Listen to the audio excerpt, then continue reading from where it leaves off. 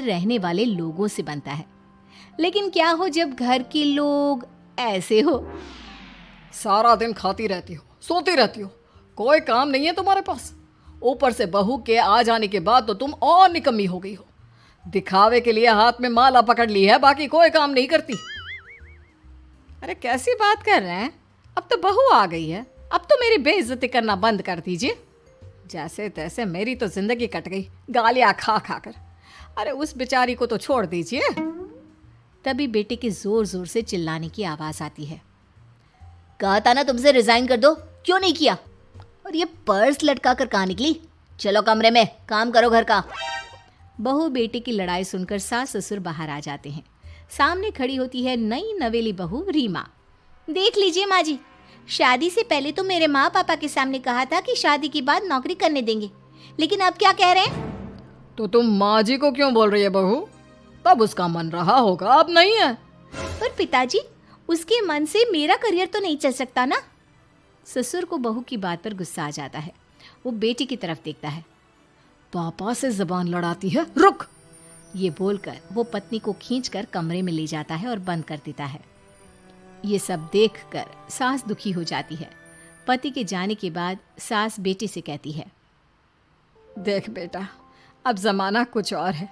तेरे पिता ने घर में औरतों की कद्र नहीं की, लेकिन तू ऐसा ना बन। शहर की समझदार पढ़ी लिखी लड़की से शादी की है तूने, उसका ख्याल रखा कर, तमीज से पेश आया कर। जा, बहू को कमरे से बाहर ले आ। लेकिन बेटा नहीं मानता और बहू कमरे में सारा दिन बंद रहती है। शाम को बेटा बाहर जाता है कि सास चाय और बिस्कुट लेकर बहू के कमरे में जाती है। बहू बेटा ये ले, चाय पी ले। रो रो कर कैसी शक्ल बना ली है बेटा। माँ जी, ये कैसे लोग हैं? आप कैसे मैनेज कर रही हैं? ऐसे थोड़ी ना होता है माँ जी। घर की औरतों को तो पिताजी और ये इंसान समझते ही नहीं। क्या करूं बेटा, मैंने तो जैसे तैसे सह लिया, लेकिन तू ना सहना। दोनों बात कर ही रहे थे कि ससुर आ जाते हैं। अच्छा, तो अब बहू को भड़का रही हो? बहुत दिन हो गए मार खाए, अब क्या बहू के सामने खाओगे? जाओ यहाँ से, और जरूरत नहीं है ज्यादा इस लड़की को सर पर चढ़ाने की, समझी? बहू को ससुर की बात पर गुस्सा आ जाता है, लेकिन वो कुछ नहीं कहती। आए दिन बहू देखती है कि कैसे उसकी सास और उसके साथ उसका ससुर और पति गंदा व्यवहार करते हैं। फिर एक दिन, ये क्या बनाया है? खाना बनाना नहीं आता क्या? ये बोलकर वो खाने की भरी सारी थाली फेंक देता है। अरे बेटा कोई बात नहीं, शांत हो जा, मैं अभी बाहर से कुछ मंगवा देता हूँ। हाँ पापा, ऑर्डर करिए। ऐसे खाने से तो पेट भरने से रहा। वैसे खाना तुमको बनाना आता नहीं और बाहर जाकर नौकरी करना चाहती हो। अरे तुम जैसे को तो पूछते भी नहीं है बाहर। बहू को पति की बात पर गुस्सा आता है, तभी सास बोल पड़ती है। तेरे से ज्यादा पढ़ी लिखी है, वो तो तूने इसे कहा था कि तू नौकरी करने देगा तो तुझसे शादी कर ली, वरना ना ही करवाते इसके माँ बाप तुझसे शादी इसकी। और कमाती भी ये तेरे जितना ही है बेटा। बहू हैरान रह जाती है कि जो सास खुद के लिए एक बार भी खड़ी नहीं हुई, वो उसके लिए बेटे को भी भला बुरा सुना रही है। उसकी नज़र में सास की इज्जत और बढ़ जाती है।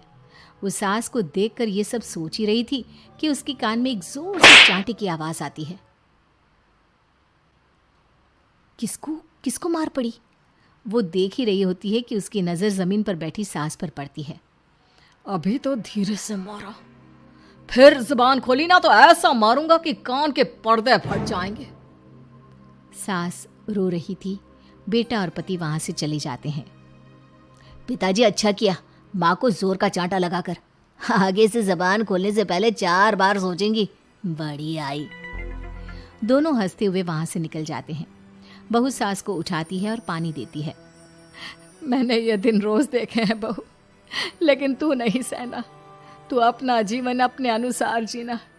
शादी के वक्त मैंने तेरी माँ से बात करने की कोशिश की थी, उन्हें बताया था, लेकिन वो नहीं मानी। बहू सास को पकड़कर रोने लगती है।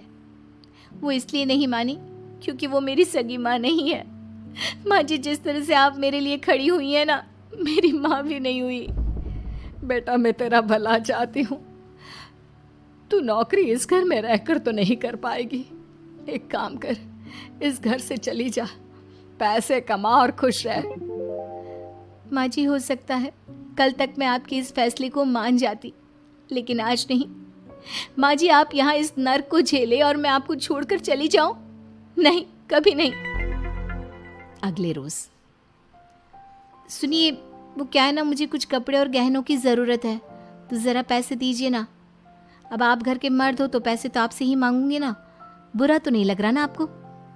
नहीं नहीं, बुरा क्यों लगेगा। ये लो कार्ड, कर लेना शॉपिंग। अगले रोज, बिजली का बिल आया है 10,000 का, भर दीजिएगा। इतना बिल कैसे आ गया? बेटा वो क्या है ना, सारा दिन बहू घर में रहती है तो कमरे में एसी और टीवी चलता रहता है। अब कम से कम बाहर जाए तो 4 पैसे कमा कर लाए। लेकिन हम लोगों को थोड़ी ना औरत की कमाई खानी है, वो तो मर्द ही करता है ना। पति पर्स देखता है और फिर हाँ माँ, ठीक बोल रही हो। खैर चलता हूँ, ऑफिस का वक्त हो गया है। पति ऑफिस से पिता को फोन करता है। पापा, घर के खर्चे तो बढ़ते ही जा रहे हैं, ऊपर से महंगाई आप देख रहे हैं। मैं सोच रहा हूँ क्यों ना मीना को नौकरी के लिए हाँ कर दूँ, 4 पैसे ही लाएगी ना घर में। वो तो तू ठीक बोल रहा है, लेकिन ये औरत की जात, कल को 4 पैसे कमाने लगे तो यह नहीं कि सर पर चढ़कर नाचे। हाँ पिताजी, बात तो सही है। वो तो आप हैं जो माँ को मुट्ठी में रखा है, वरना मेरी वाली तो। खैर सोचते इस बारे में। शाम को पूरा परिवार साथ बैठा होता है। वो कल पनीर की सब्जी बनानी है तो थोड़े पैसे देकर जाना। और हाँ, कीर्तन भी रखा है संडे को, उसके लिए सामान की लिस्ट बना दी है, ले आना। पापा को दे दो, वो ले आएंगे। अरे पापा कहाँ से ले आएंगे, मेरे पास नहीं है पैसे वैसे। लो, पैसे ही नहीं है? मेरे पापा की जेब तो हमेशा नोटों से भरी रहती है। बेटा, लक्ष्मी को जो पूजता है ना, उसके पास लक्ष्मी रहती है। जो घर की औरतों को मारे पीटे, वो भला कैसे लक्ष्मी का लाभ ले सकता है। वाह वाह, क्या बात है, तो जबान खुल रही है तुम्हारी। लगता है भूल गई पुरानी मार और डांट, क्या? हाँ माँ जी, शांत हो जाइए। मैं नहीं देख सकती आपको मार खाता, और फिर हो सकता है कि मैं आपको बचाने आऊँ तो ये भी मुझे मारे। ठीक है बहू, मैं कुछ नहीं कहती, तू ये लिस्ट बस दे दे, मैं चलिए आराम करने। फिर अगले रोज, सुनिए जी, वो मायके जाना है। वो क्या है ना, शादी के बाद से गई नहीं, तो ट्रेन की टिकट बुक करवा देना। तो मैं भी तो साथ जाऊंगा ना तुम्हारे। तो ठीक है, फिर फ्लाइट की ही टिकट करवा दीजिए। वो क्या है ना, अच्छा थोड़ी ना लगता है आप पहली बार मेरे साथ जा रहे हो और हम ट्रेन से चले, ठीक है ना? पति ऑफिस जाता है, जहाँ उसका दोस्त कहता है, अरे क्या हो गया यार, परेशान सा दिख रहा है। तेरी तो नई नई शादी हुई है, भाभी परेशान कर रही है क्या? अरे नहीं यार, तू तो जानता है थोड़ी सी कमाई में घर चलाना मुश्किल हो रहा है। तू कैसे मैनेज करता है यार? कैसे क्या यार, तू जानता है ना मेरी बीवी रिया को, वो टीचर है, फिर घर में ट्यूशन करती है, साथ में बच्चे भी पढ़ लेते हैं। यार घर नाम की गाड़ी दोनों पहियों के साथ चलने से ही चलती है। वो भी कमाती है और मैं भी, और चल रहा है घर बस। पति को दोस्त की बात समझ में आती है, लेकिन पिता का ज्ञान कैसे भूल सकता था। भाई कल को सर पर चढ़कर नाचने लगी तो। शाम को घर आता है, जहाँ उसकी बुआ और उसका बेटा बैठे होते हैं। अरे आ गया लल्ला, कैसा थका थका सा लग रहा है, सब ठीक है ना? नमस्ते बुआ, कैसे आना हुआ? कैसा है रमेश? भाई को तो भाई की याद ही नहीं आती। अरे नहीं नहीं भैया, याद नहीं आती तो यहाँ कैसे आता। ये लीजिए मेरी शादी का कार्ड, जरूर आना। पति कार्ड खोलता है। डॉक्टर रश्मि, अरे वाह, तेरी होने वाली बीवी डॉक्टर है।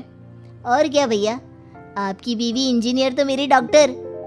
तभी वहाँ सास आ जाती है। अरे जब घर में ही बिठाना है बेचारी को तो काहे का इंजीनियर है, तो काम वाली ही, घर का काम करती है और आराम। इतनी पढ़ी लिखी लड़की को घर पर क्यों बैठा रखा है? अरे बहू कहीं झोला चाप डिग्री तो नहीं लेकर आई है? पत्नी की बुराई सुनकर पति को गुस्सा आता है। नहीं बुआ, यूनिवर्सिटी टॉपर है मेरी मीना, और हाँ बड़ी कंपनी में काम भी करती है। बस शादी के बाद कुछ महीनों की छुट्टी ली थी, अगले हफ्ते से ऑफिस शुरू हो जाएगा। क्यों मीना? तभी ससुर आ जाते हैं। हाँ लेकिन फिर घर का काम कैसे होगा, और पैसे कमाने लगेगी तो सर पर। पिता की बात पूरी नहीं हुई कि बेटा, सर पर चढ़ने का हक है उसका पापा। पत्नी है वो मेरी, यानी मेरे घर की रानी। और रानियां तो सर का ताज होती है।